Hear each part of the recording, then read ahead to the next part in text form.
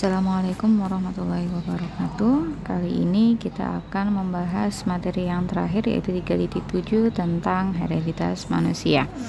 Apa saja yang akan dipelajari di materi kali ini tentang hereditas manusia?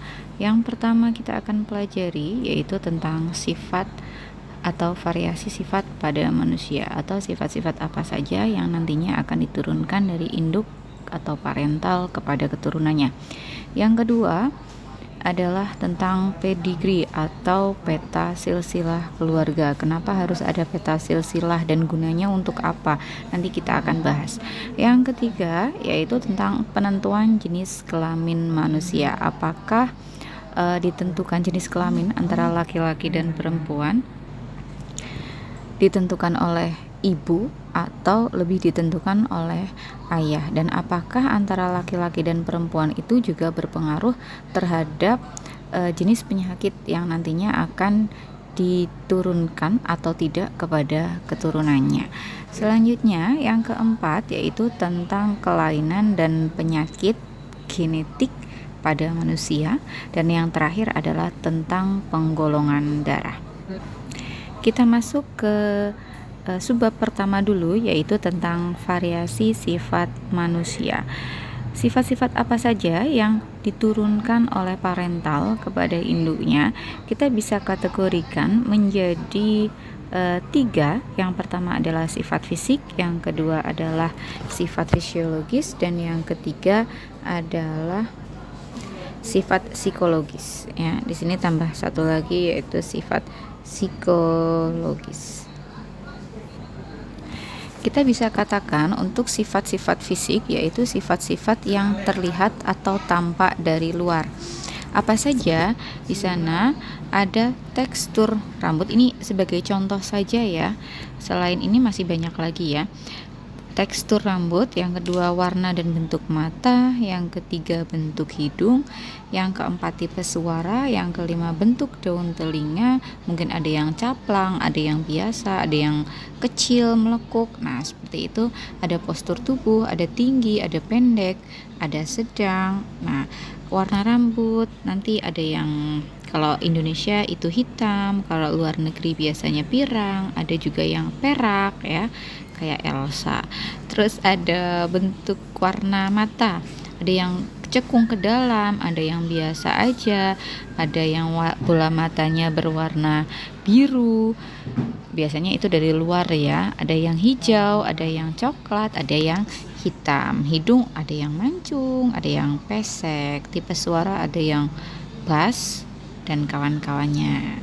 Nah, itu adalah sifat-sifat fisik yang nantinya akan diturunkan kepada keturunannya, dan biasanya untuk sifat fisik itu terlihat secara kasat mata. Berikutnya, sifat yang kedua yaitu sifat fisiologis atau berkaitan dengan fungsi organ-organ yang ada di dalam tubuh kita. Yang pertama yaitu contohnya di sini Ibu berikan proses metabolisme tubuh. Antara laki-laki dan perempuan itu berbeda. Biasanya untuk laki-laki proses metabolisme tubuhnya itu lebih besar atau lebih banyak energinya, membutuhkan banyak energi daripada yang perempuan. Untuk sistem hormonal biasanya cewek itu lebih sensitif karena dia dipengaruhi oleh hormonalnya. Yang laki-laki juga tetap berpengaruh, nanti adanya hormon testosteron itu ya, biasanya ada yang kuat, ada yang biasa aja, seperti itu. Kalau untuk yang perempuan biasanya itu lebih terlihat sifat atau efek dari sistem hormonalnya, terutama ketika akan menstruasi atau setelah menstruasi itu kelihatan ya. Kalau misalkan mau menstruasi itu biasanya makannya mungkin banyak, lebih sensitif, lebih gampang marah, seperti itu. Selanjutnya yang ketiga yaitu tentang sistem enzimatis. Ini kaitannya dengan yang pertama yaitu tentang metabolisme tubuh. Selanjutnya yaitu fungsi alat-alat tubuh. Nanti bagi orang tua yang memiliki paru-paru yang kurang bagus, maaf, misalkan karena terkena TBC atau penyakit paru-paru yang lain, maka biasanya keturunannya juga akan memiliki karakteristik paru-paru yang sama atau hampir sama atau mendekati dengan orang tuanya. Terakhir yang akan kita bahas dari sifat yaitu tentang sifat psikologis, yaitu tentang perwatakan atau EQ. Nah, untuk sifat psikologis ini yang tidak bisa terlihat atau bisa dikatakan dengan istilah fenotip ya, karena tidak semua sifat itu terlihat. Contohnya disiplin, terus ramah, jujur, itu tidak bisa terekspresikan. Sebab yang kedua kita bahas yaitu tentang pedigree atau peta silsilah keluarga. Disimbolkannya itu biasanya seperti ini, ada garis-garis dan simbol kotak dan lingkaran. Perlu kalian ketahui, untuk simbol kotak dia adalah jantan, sedangkan untuk simbol bulat dia adalah betina. Sedangkan untuk kotakan atau bulat yang di black atau di blok itu dia merupakan keturunan-keturunan yang memiliki kelainan, atau yang spesial ya. Apa manfaat dari peta pedigree? Yang sangat jelas sekali terlihat dari manfaat dari pedigree itu, yaitu yang pertama, yaitu untuk mengetahui bagaimana timbulnya suatu penyakit. Nah, dari yang tadi digambarkan di sini sebentar. Nah, contohnya ini saja. Si Queen Victoria atau Ratu Victoria dan Bapak Albert. Di sini ingat, bulat itu adalah betina, sedangkan kotak itu adalah jantan. Dari pedigree ini atau pedigree keturunan kerajaan Inggris ini, kita bisa tahu asal usul penyakit hemofilia itu muncul dari mana. Nah, di sini untuk hemofilia disimbolkan dengan warna peach ya, atau orange, boleh silahkan. Nah, ini ternyata asal muasalnya berasal dari Bapak Leopold ya, atau Raja Leopold. Nah, di sini akhirnya awal muasalnya dari Bapak Leopold, lalu keturunannya ke sini, lalu ke sini, dan rata-rata yang terkena itu adalah jantan atau laki-laki. Dari sini kita bisa tahu, oh ternyata keluarga kerajaan Inggris itu mendapatkan hemofilia asal muasalnya berasal dari Raja Leopold, seperti itu, dan akan diturunkan kemana itu bisa terlihat dari pedigree ini. Selain itu, kegunaan peta pedigree yang lain ya adalah untuk mengetahui mekanisme pola penurunan penyakit, memperkirakan penetrase, memperkirakan expressivity, dan sebagai dasar dari konseling genetis ya. Ini bagi yang belum tahu, nanti dibuatkan dari awal.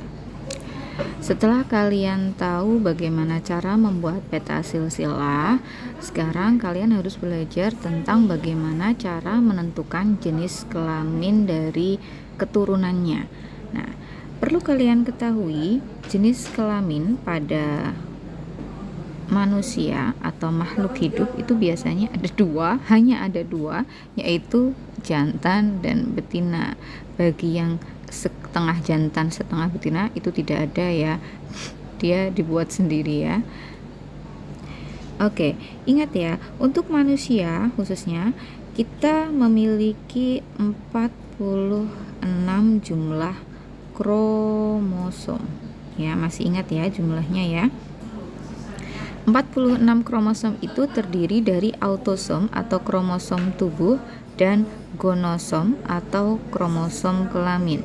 Jumlah autosom ada 23 pasang, sedangkan untuk gonosomnya adalah 1 pasang.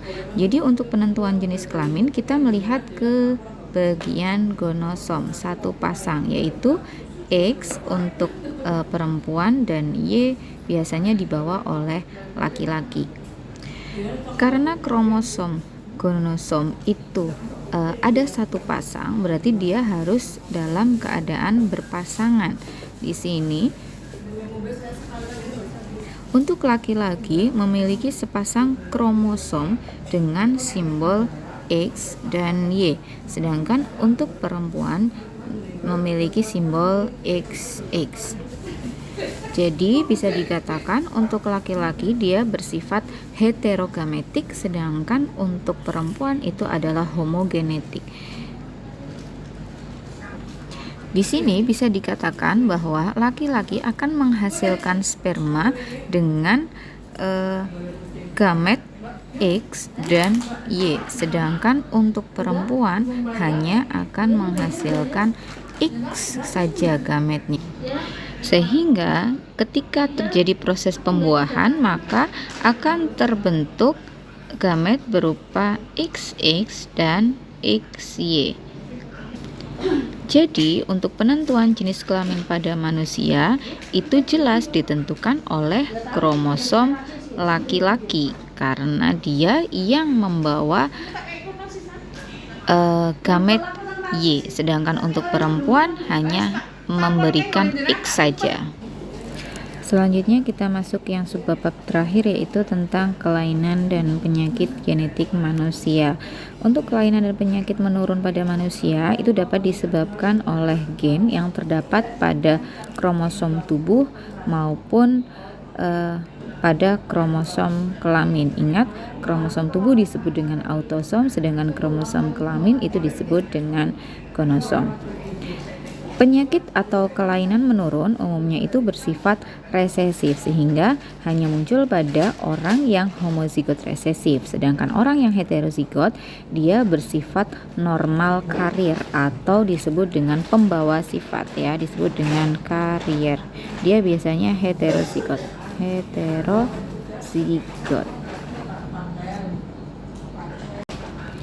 Ciri-ciri dari kelainan atau penyakit menurun yaitu yang pertama, dia tidak menular, ya. Jadi penyakit menurun itu tidak menular.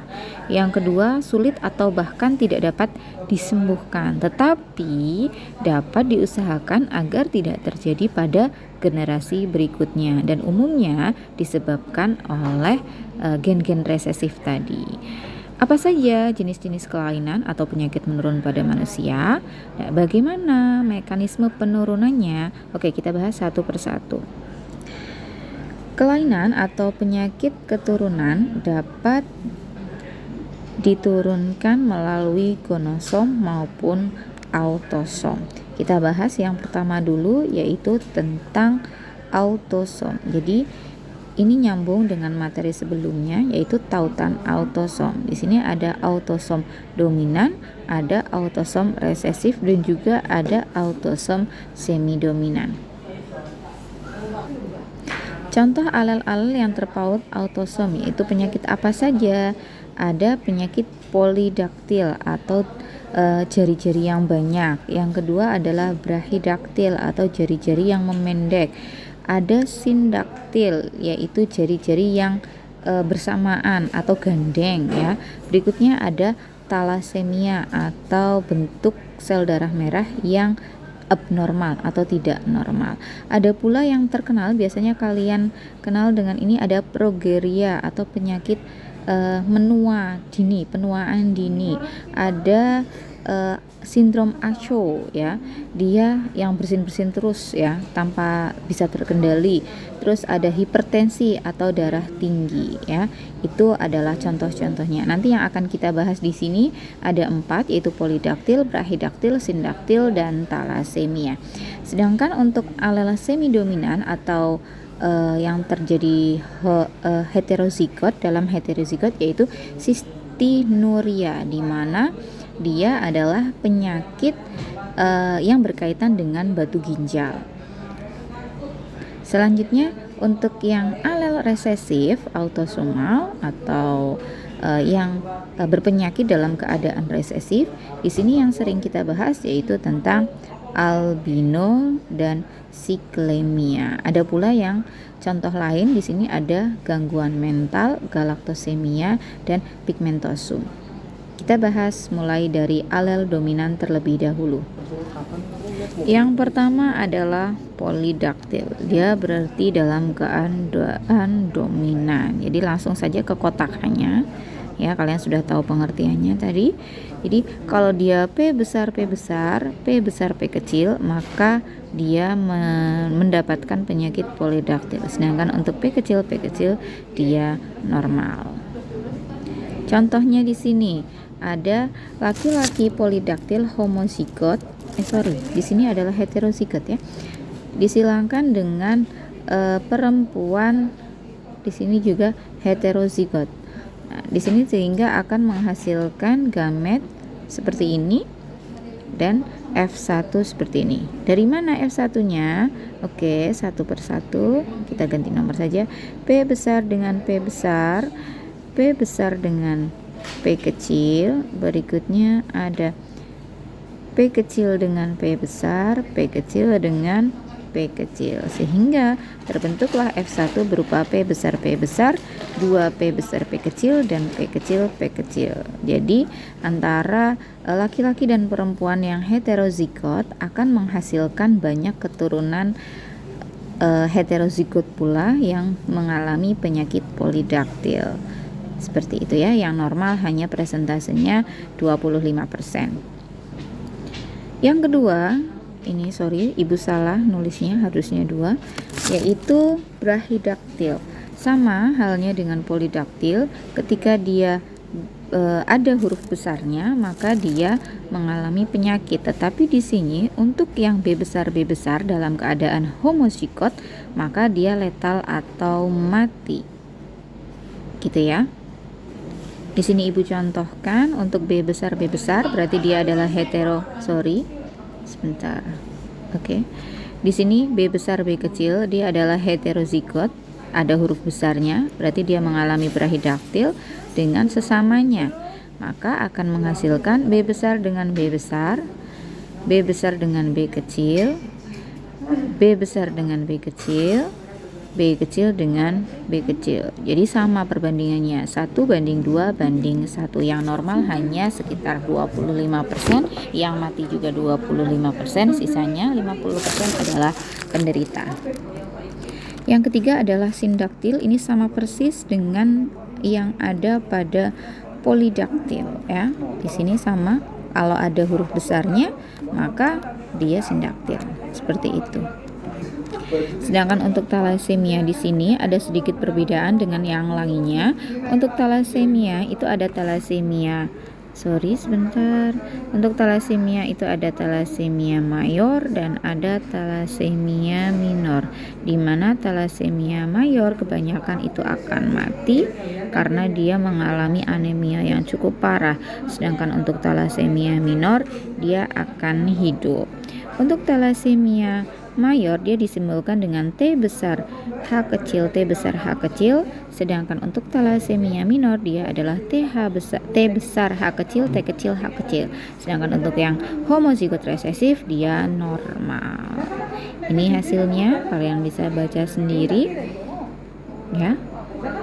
Pokoknya kalau ada talasemia mayor biasanya itu mati, itu aja. Sekarang kita masuk ke kelainan autosomal yang resesif. Jadi jika dia dalam keadaan resesif, maka si penderita akan mengalami penyakit itu, gitu ya. Apa saja penyakitnya? Yang pertama yaitu tentang albino. Jadi kalau misalkan dia dalam keadaan A kecil, dia berpenyakit albino. Sedangkan ketika A besar dia normal. Kalau A besar A kecil heterozigot, dia berarti karier atau pembawa. Di sini ibu contohkan untuk normal karil disilangkan dengan normal karil akan menghasilkan A besar A kecil. Di sini juga A besar A kecil, A dengan A besar dengan A kecil, AI. Selanjutnya warnanya ganti ya, A besar dengan A kecil, AI, A kecil dengan A kecil. Jadi di sini kelihatan persentase albinonya sedikit, yaitu hanya 25%. Jadi untuk yang resesif itu biasanya berlawanan dengan yang dominan, lebih sedikit yang resesif daripada yang dominan. Selain tertaut kromosom pada kromosom tubuh, penyakit keturunan juga terpengaruh oleh kromosom kelamin. Di sini perbedaannya jelas sekali terlihat. Jadi kalau untuk autosom atau kromosom tubuh dia langsung menyebutkan hurufnya. Tetapi untuk kelainan kromosom terpaut kromosom kelamin dia harus menyebutkan kelaminnya dulu, laki-laki atau perempuan. Jadi untuk yang terpaut kromosom X ini ada buta warna dan hemofilia anadontia. Selanjutnya untuk terpaut kromosom Y itu ada hipertrikosis dan webtus ya. Apa itu hipertrikosis? Kalau hipertrikosis itu adanya bulu-bulu yang abnormal munculnya. Contohnya ada di dada, ada di belakang telinga. Itu dia termasuk hipertrikosis. Sedangkan untuk yang webtus itu adalah kaki ya, kakinya. Seperti kayak pada kaki bebek ada selaput jalannya seperti itu. Nah, oke, kita langsung saja ke yang pertama, pembahasan yang pertama yaitu terpaut kromosom X. Ingat, untuk membuat persilangannya kalian sebutkan yang betinanya apa, yang jantan apa. Nah, penulisannya ketika dia terpaut kromosom X maka bagian yang memiliki simbol X harus memiliki pangkat. Nah, pangkatnya kalau misalkan hemofilia ya ditulis H. Kalau misalkan dia buta warna ditulis B, seperti itu. Kita langsung ke masing-masing contohnya saja. Untuk buta warna, di sini Ibu sudah berikan tabel fenotip dan genotipnya. Untuk XB besar B besar, dia adalah normal. XB besar B kecil itu adalah karier. Buta warna dimiliki oleh gen yang resesif ya. Jadi kalau misalkan kalian ada beberapa buku yang menuliskan nah seperti ini besar semua, maka dia normal.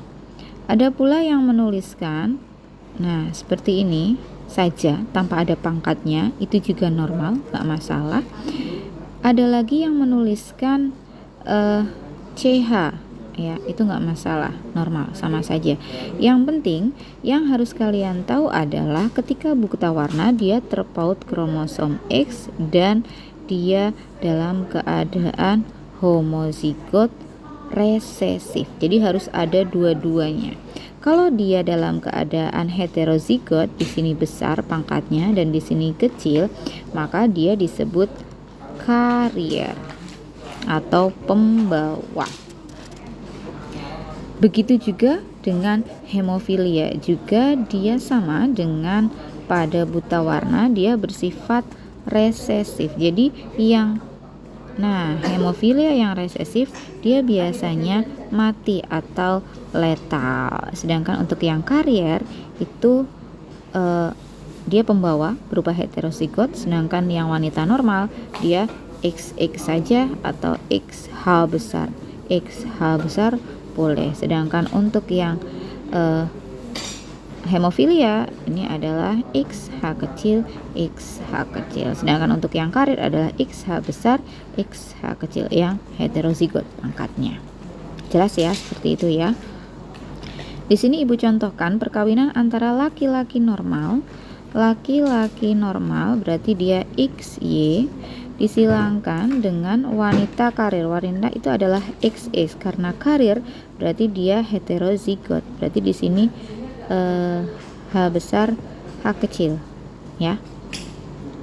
Atau kalian tulis seperti ini juga boleh ya. Kalau tidak ada pangkatnya dianggap sebagai normal. Maka hasil keturunannya adalah seperti ini. Perempuan hemofilia, perempuan normal, laki-laki hemofilia, laki-laki normal. Tetapi di sini untuk laki-lakinya di sini adalah karier ya, pembawa. Ini juga karier, pembawa. Karena di sini ada yang normal. Seperti itu. Jelas ya? Sedangkan untuk alel-alel yang tertaut dengan kromosom Y, contohnya adalah hipertrikosis, dia dalam keadaan Nih, ini ya. Ya. Jadi yang berpangkat itu adalah huruf Y-nya. Bagi anak yang memiliki ayah hipertrikosis, maka dia juga akan mengalami hipotikosis. Dia hanya menyerang pada laki-laki saja. Ya, untuk hipertrikosis hanya menyerang laki-laki saja. Kalau untuk anodontia, dia adalah kelainan pada struktur gigi. Dia ompong, tidak memiliki gigi, tapi jarang sekali yang memiliki kelainan seperti ini ya. Dia juga bersifat resesif. Untuk penggolongan darah kita lanjutkan minggu depan. Sekian dari Ibu, kurang lebihnya mohon maaf. Assalamualaikum warahmatullahi wabarakatuh.